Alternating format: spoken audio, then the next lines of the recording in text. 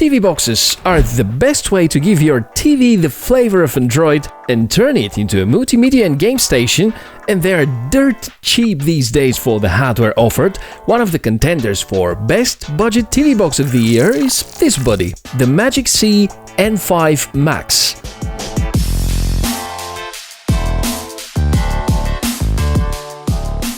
Hey everyone, welcome to the Tech for All channel, the place where we inspect cool tech. It's Michael speaking, and you're looking at the interface of the Magicsee N5 Max, and this is how your TV would look like if you get this TV box. Indeed, the most affordable way for turning it into a smart or a smarter device, depending on the starting point. In this video, I'll briefly describe what is a TV box, and then we'll check the hardware and software of the Magicsee N5 Max. Android-based TV boxes are usually small devices which connect to your TV using an HDMI cable and enable you to use most of the Android features. There are a few different types of these TV boxes, such that are Google certified, and most of these run Android TV, which respectively raises the price. As an example, think of the famous Mi Box series. And the other kind, which have less certifications and use a standard Android image, close to stock ROM, but may lack frequent updates and some standardizations, and this is where the Magicsee devices belong to. It sounds in fact promising. Looking at the price to hardware ratio especially, the variation with 4 gigs of RAM and 64 gigs of flash costs only $49, while for 2 gigs of RAM and 16 gigs flash, you pay about $36. Fits well within the impulse buying range, and if you're not looking for a top-end device, this can be quite a good deal. So here's what we get in the package, which by the way doesn't look like a random light label package, and that's a good thing. The TV box itself looks good at the first sight, and we will take a look at the details in a moment. There's a remote controller, HDMI cable, power adapter, and the user manual. The N5 Max looks to be well designed, belongs to the TV boxes with digital clock on the front, something I appreciate a lot and is very useful, although being just such a small thing. Looking at the port connectivity, the N5 Max offers a variety of ports. Backside has the LAN, optical audio, AV output, which can connect to older TVs using a chinch cable, the 2.1 spec HDMI port, and the power adapter. On the side, microSD slot supporting up to 128 gig cards and 2 USB ports, and apparently USB 3.0 is supported for one of them. You can recognize that by the blue color, which means significantly greater throughput. Know that often this has more marketing impact rather than pure hardware performance, as the system on a chip of these TV boxes are not too fast. Even the flagship OnePlus 6 smartphone series stick to the older generation of the USB standard. The processor inside this Magicsee device works at 2 GHz, it's a quad-core, and the latest and greatest member of its product line. The box can have 2 or 4 GB of RAM, and storage size varies between 16 and 64, and the price difference is about $10, which is fantastic, and I recommend that you go to the larger options. I'm lucky to be testing the 4 and 64 gig variation, and in fact there is now an option to buy the box with the 3rd generation of the S905X processor and flash, which is offered up to 128 GB. In order to install and connect to the TV, there's nothing complicated, and it is all plug and play. You may place it somewhere near the TV, but sometimes when it needs to be a few meters away, you may try a long HDMI cable like this. Well flexible and supporting the latest HDMI standards at a distance of up to 10 meters. Thing is that the longer versions of these cables may cost as much as the TV box itself. And since we've already covered the hardware installation, time to check the software side. It is Android 9, and there's the boot animation followed by the homepage.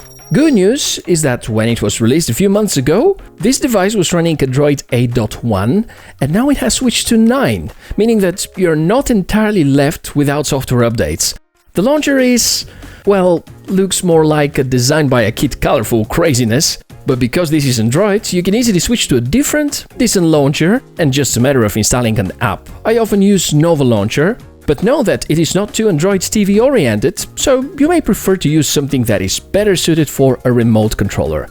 If you're wondering whether the Google package is integrated, yes, of course. Open Play Store and enjoy all the features without limitations. The settings are easy to access and are many. From screen resolution adjustments to audio standard selection, most of the settings are similar to standard Android and are easy to understand and adjust. Most of the time, you'll be happy enough with the defaults, but if you hear the audio with a delay or there's some flickering, you'll have to fine-tune some of these. The device comes pre-rooted, which is awesome. Be careful though, because rooted devices can give access to anyone, including malware apps. You can watch any kind of video files. The processor supports the newer H.265 codec as well, so even videos requiring the latest encoders can be played. HDR 2.1 and Dynamic HDR are supported to give you the best possible movie experience. Because the box doesn't undergo Widevine licensing, you count on L3 security level, which means that streaming apps like Netflix and Amazon Prime Video will consider this as not secure enough and will stream in 480p only. There's a workaround to use a modified app for Netflix, and you can check the description of the video for a little more information. The 60,000 score on Antutu sounds great as well, certainly not as attractive as modern smartphones, but way better than last year's budget models, and shows the good overall performance of the box. Multimedia options are decent, YouTube with its Android TV version, and you can see its interface and playback capacity, Kodi, of course. Many people would buy a TV box only because of Kodi. There are also a lot of third-party apps that could be of use. If you're concerned about the Wi-Fi connectivity, don't be. Reception is great even if there's a wall between the TV box and the router. And if you prefer a cable, a port on the back supporting 1 gigabit. Gaming is also possible, and almost every Android game will run fine here. Hardware is good enough to run even most of the resource-hungry ones. Let's make a lap on Real Racing 3, freeware from Play Store, and look at the performance. It's great, no stuttering, no lag, good graphics. If you add a joystick, then the pack sort of becomes the perfect cheap gaming station. You can buy such a wireless controller for around $30, maybe an Air mouse for easier control, and that's the ultimate super customizable media box for less than $100, and it will easily outperform the top TV boxes from 2018, for instance. So that's the N5 Max. Good hardware, good software, and although no Widevine certification, Magicsee compensates you with awesome hardware and great connectivity features thanks to the ports. It doesn't come even close to the absolute favorite, the Nvidia Shield TV, but easily beats the Mi Box series in terms of performance and sets the bar high for the budget TV box segment. One thing I can be certain about: if you need good multimedia on a budget, or like me prefer using a non-smart TV, upgrading to Android features by using a TV box can be extremely affordable nowadays.